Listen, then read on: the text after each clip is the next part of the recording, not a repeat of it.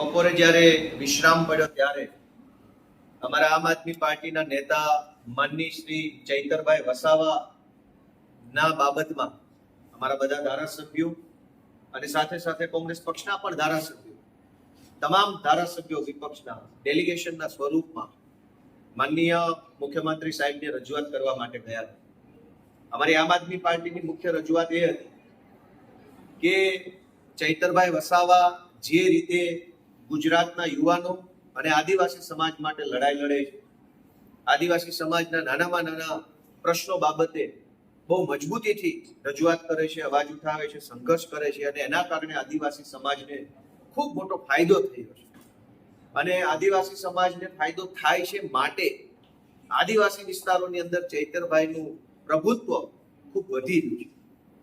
અને ચૈતરભાઈનું વધતું પ્રભુત્વ રોકવા માટે ભાજપના નેતાઓ દ્વારા, ભાજપની સરકાર દ્વારા એમની ઉપર ખોટા કેસો કરવા, મોટી મોટી કલમો લગાવી દેવી, એમની વિરુદ્ધમાં ખોટા ષડયંત્રો કરવા, આ પ્રકારનું તાનાશાહી ભર્યું વલણ, આ પ્રકારની દ્વેષયુક્ત કાર્યવાહી ચૈતરભાઈ ઉપર થઈ રહી છે એ બાબતનો મજબૂત વિરોધ કરવા માટે અને એ સિવાય વિસાવદર પોલીસ સ્ટેશનમાં મારી સામે પોલીસે જે વર્તન કર્યું એ ધારાસભ્યના વિશેષાધિકારની વિરુદ્ધનું વર્તન હતું.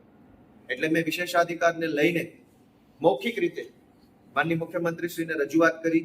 આ સિવાય પાટણના ધારાસભ્યની સામે પાટણના ચીફ ઓફિસર જે રીતનું વર્તન કરી રહ્યા છે એ બિલકુલ અયોગ્ય અને ગેરબંધારણીય વર્તન છે, ધારાસભ્યના પ્રિવિલેજની વિરુદ્ધનું વર્તન છે, એની પણ રજૂઆત મેં કરી. આમ વિરોધ પક્ષના ધારાસભ્યોની સામે અને વિશેષ રૂપમાં અમારા ચૈતરભાઈ વસાવાની વિરુદ્ધમાં જે રીતે સરકારી તંત્ર ખોટી રીતે, દ્વેષપૂર્ણ રીતે, મનસ્વી અને એકતરફી રીતે ભાજપના ઈશારે કામ કરે છે, એ આવી કાર્યવાહી બંધ કરી દેવી જોઈએ, તાનાશાહી બંધ કરી દેવી જોઈએ, વિરોધ પક્ષોને દબાવવા માટેની કોશિશ ન કરવી જોઈએ.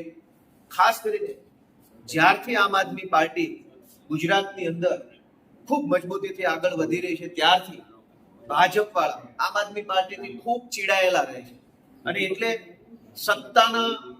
સત્તાની તાકાતથી અમારું ગળું દબાવવાની કોશિશ કરે છે. કે દબાવવાનું છે નહીં. અમારા કાશ્મીરના ધારાસભ્ય મહેરાજ મલિકની ખોટી રીતે ધરપકડ કરી લેવામાં આવી. શું કામ? કેમ કે આમ આદમી પાર્ટીના ધારાસભ્ય છે અને વિધાનસભાના ગૃહમાં ખૂબ બોલે છે જનતા માટે. ખોટા કેસમાં, વાહિયાત બાબતોમાં આજે અમારા ધારાસભ્યની ધરપકડ થઈ ગઈ. પણ કાશ્મીરમાં અમારા ધારાસભ્ય ચૈતરભાઈ વસાવાની ધરપકડ કરેલી છે. આજે જ અમારા દિલ્હીના ભૂતપૂર્વ ધારાસભ્ય અને પાર્ટીના દિલ્હી રાજ્યના અધ્યક્ષ સૌરભ ભારદ્વાજના ઘરે ઈડીના માણસો મોકલવામાં આવ્યા. એના થોડાક દિવસ પહેલા અમારા બીજા નેતાના ઘરે પણ ઈડીના માણસો મોકલવામાં આવ્યા. આવી રીતે ભાજપ પાર્ટી આખા દેશમાં આમ આદમી પાર્ટીને દબાવવાની, આમ આદમી પાર્ટીના નેતાઓને એનું ગળું દબાવવાની, એમનો અવાજ દબાવવાની, આ ક્રાંતિ રોકવાની કોશિશ કરે છે. એનો અમે સખત શબ્દોમાં વિરોધ કરીએ છીએ. આ દમ દાટી અને દંડાવાળી સરકારથી અમે બીવાવાળા માણસો નથી. અમે તમારી ઈડી, પીડી, સીડી જે કાંઈ હશે એ ચેલેન્જને સ્વીકારી લઈશું, એ પડકારોને પણ ઝીલી લઈશું અને પડકારો ઝીલીને આગળ વધશું.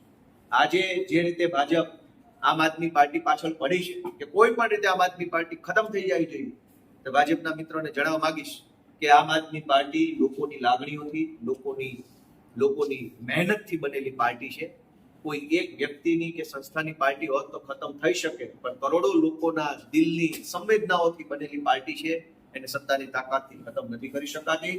અમે ભાજપના આ તાનાશાહી ભર્યા વલણનો સખત કડક વિરોધ કરીએ છીએ અને એની સામે સંઘર્ષ કરીને લડતા રહીશું. બીજી વાત કે આજે ऐसे ही अन्य खबरों के लिए चैनल को सब्सक्राइब कीजिए. खबरों का नोटिफिकेशन पाने के लिए बेल आइकॉन को जरूर दबाएं.